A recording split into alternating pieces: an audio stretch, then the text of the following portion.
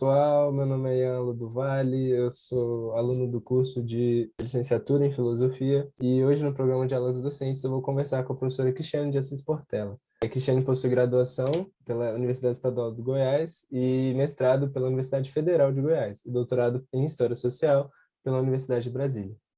Oi, professora, um prazer te ter Oi, aqui. o prazer é meu, assim, agradeço muito, e a iniciativa da DAPLI é uma iniciativa muito interessante, né, para dar visibilidade à formação docente e trazer um pouco desses debates sobre as licenciaturas. Então, é para mim uma satisfação muito grande estar aqui e poder conversar um pouquinho com você sobre esse tema. Muito obrigado. É o seu trabalho de uma importância, assim, grandíssima. Eu queria te perguntar quais os principais desafios que você experienciou no início da docência e que conselhos você daria para um professor em formação, né, na sua área, assim, que é a história. Primeiro, eu acho importante falar um pouquinho que eu tive, talvez, o início de uma trajetória docente pouco convencional em relação a outras formações, assim, porque eu comecei a minha graduação, como você comentou, na Universidade Estadual de Goiás. Exatamente 15 dias depois que eu começo a graduação, lá no meu primeiro semestre, eu comecei a ser professora junto com o curso de História. Saiu uma vaga para uma escola estadual. Eu vinha do meu ensino médio e de um trabalho em outra área, assim, fiz agrimensura como curso técnico, trabalhava nessa área. Filho pequeno, então precisava trabalhar também, queria muito trabalhar como professora.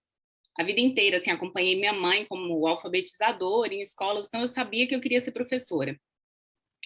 Então, quando sai essa seleção, eu vou lá, me arrisco assim para ver como é que seria e tal, e sou selecionada, então eu começo a minha experiência docente ali. Fico 1 ano e meio numa escola, significativamente, foi a primeira escola que estava sendo militarizada em Goiás, depois de um processo enorme, assim, né, de muitas escolas militarizadas, mas foi para mim uma experiência muito interessante, porque me oportunizou seguir a minha graduação toda também trabalhando como professora.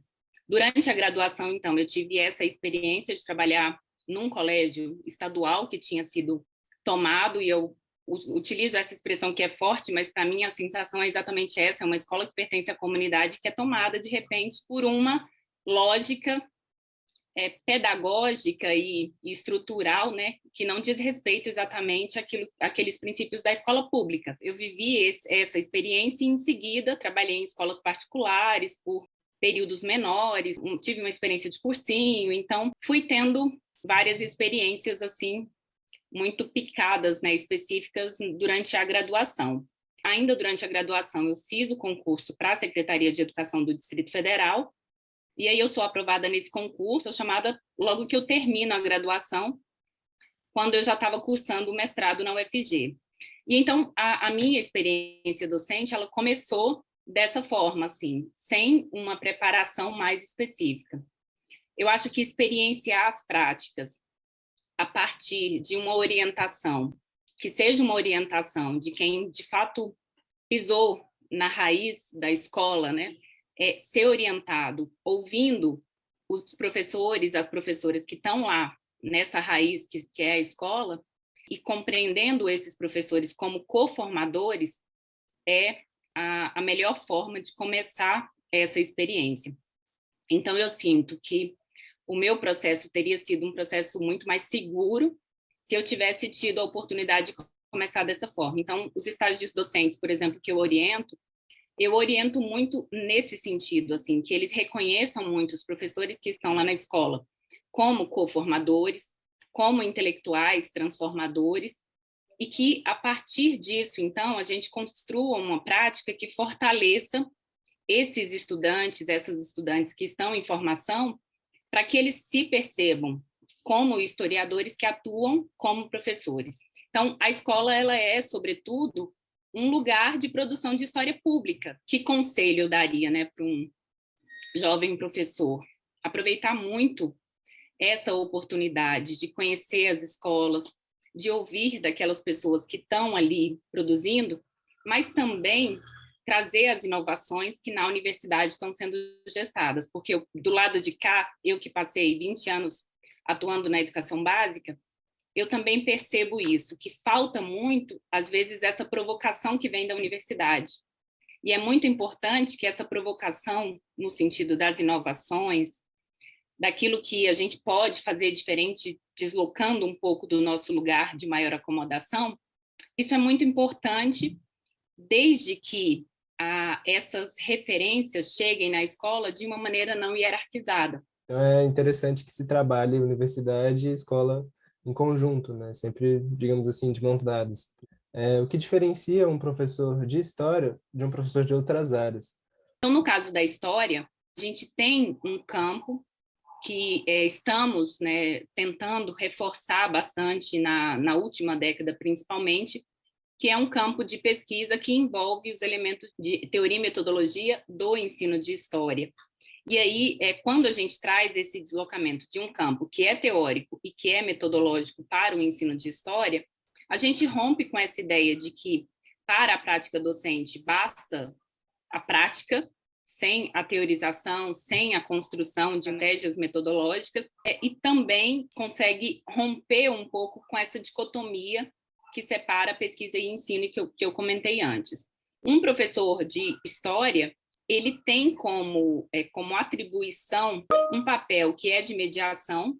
Eu acredito que todo educador, todo professor tem esse papel, que é um papel de mediação, mas ele media uma tarefa que é específica, que é a problematização das formas de se pensar historicamente. Eu acredito que o que diferencia a história de outros campos específicos é justamente essa atribuição de estimular um pensamento que problematize aquilo que a gente já constrói para a vida, que é o pensamento histórico. A história ela está presente na nossa vida, assim, nos cálculos mínimos que a gente faz, né? Desde o momento que a gente levanta e a gente sabe como são as escolhas que a gente deve ou não fazer de acordo com aquilo que a gente já experienciou. Muito interessante. Você foi falando e eu lembrei de um filósofo da história que eu gosto muito, que é o Walter Benjamin, que ele fala justamente isso, né, de que o passado não morreu, ele está vivo no presente. E você veio falando sobre como é importante no ensino de história não tratar com um certo fatalismo esse conformismo do mas sempre foi assim. Tá, portanto, trazer outra importância para a história. Eu queria que você batesse um pouco mais nessa tecla, a importância do ensino da história, né? Eu acho que você já viu falando um pouco sobre isso. Sua referência ao Benjamin é maravilhosa, assim, porque ajuda muito a gente a pensar que a história, ela nos exige hoje, mais do que em outros momentos históricos, pensando especificamente o Brasil, né, e outros países que estão passando politicamente por momentos correspondentes, assim, de um retrocesso em relação ao resguardo democrático e de um pensamento conservador, desses revisionismos não críticos, dos negacionismos, né, infundados e tal. Então, nesse momento, me parece mais importante ainda que a gente recorra a autores como Benjamin para pensar justamente que, mais do que reconhecer aquelas narrativas que já foram amplamente reproduzidas, apresentadas e circulam amplamente, que por isso mesmo são reconhecidas como hegemônicas, é a oportunidade da gente propor contranarrativas. E quando a gente pensa que a história ela é sempre flexível, o passado é flexível o suficiente para que a gente possa percebê-lo de outra maneira a partir das interlocuções teórico-metodológicas que a gente estabelece, toda vez que a gente pensa sobre isso, a gente vai construindo elementos que nos permitem construir essas contranarrativas, que é o que Walter Benjamin chama de uma história construída a contrapelo. Eu não consigo deixar de pensar essas contranarrativas imaginando isso, que a gente quer outro mundo, que a gente quer outros futuros e que existem, portanto, outras histórias possíveis. Tem uma colega no departamento de História, a professora Suzane Oliveira, que tem trabalhado muito com essa categoria das histórias do possível. Eu acho que é um caminho interessante para a gente pensar como outras questões podem ser tematizadas sem desconsiderar aquilo que já existe consolidado e que mais popularmente circula em relação ao ensino de história, mas trazer um elemento que não reforce esse pensamento imobilista, né? Acho que é isso, acho que a história se faz mais urgente agora do que em outros momentos, né, no que vivemos nas últimas décadas. A pergunta que eu tenho para fazer agora seria sobre quais temáticas você considera essenciais para a formação da atuação docente, né? Eu acho que, do ponto de vista da própria historiografia do ensino de história, a gente tem um deslocamento importante, que é um deslocamento do âmbito dos conteúdos e do ensino de história. O ensino tradicionalmente, né, remete a essa ideia assim, de que a gente deve pensar sobretudo o que o professor deve fazer. Então, quando eu falo de pensar historicamente, tem muito mais a ver com a aprendizagem, que não se dissocia do ensino, mas traz para as reflexões sobre a história como a gente aprende a história. Então, me interessa muito mais olhar para o menino, para a menina ali na sala de aula do ensino fundamental, do ensino médio, e pensar como é que ele está sendo um aprendiz de história ali, né? Como é que ele está aprendendo, percebendo, vivenciando, experienciando a história. O ensino para a aprendizagem e dos conteúdos para os sujeitos são dois deslocamentos importantes do ponto de vista da historiografia do ensino de história.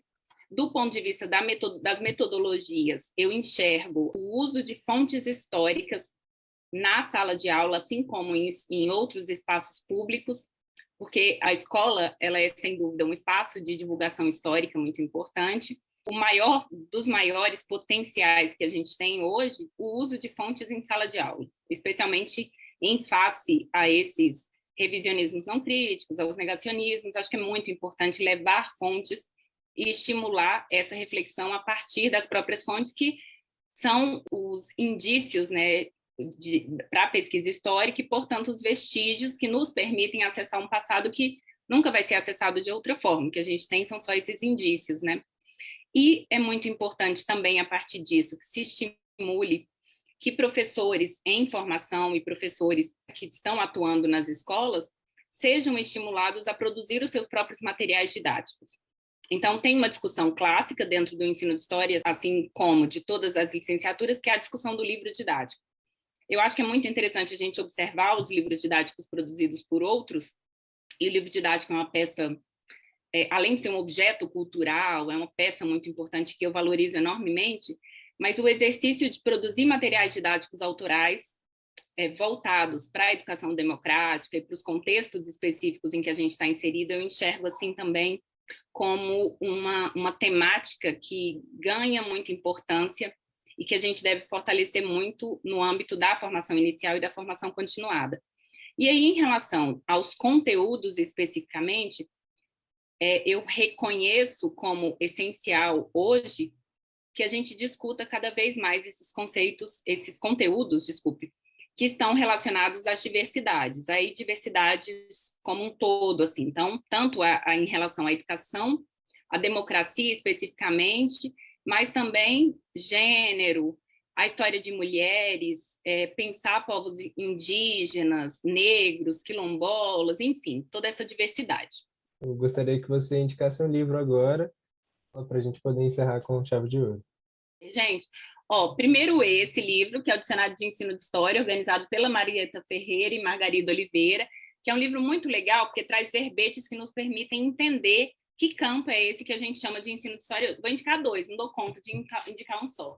Esse aqui é um queridinho para mim, que é Oficinas de História, que é um material que me inspira enormemente, é um material que eu acho que é pouco conhecido ainda, eu utilizo muito assim com os meus alunos, que é um material organizado pela Keila e Leila Grimber, e Lúcia Grimber, desculpa.